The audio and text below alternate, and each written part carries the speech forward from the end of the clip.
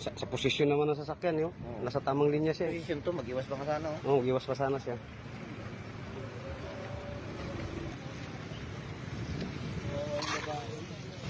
Oo, yung babae.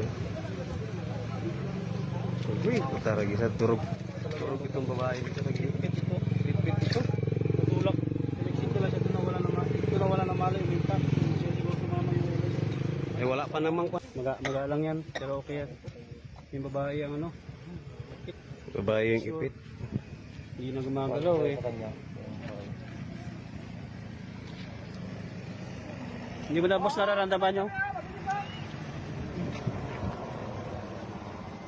May na yung face talaga, no? Nakain yung kalahati ng ano eh. Boss, hindi mo na maramdaman girlfriend mo hinga? Ha?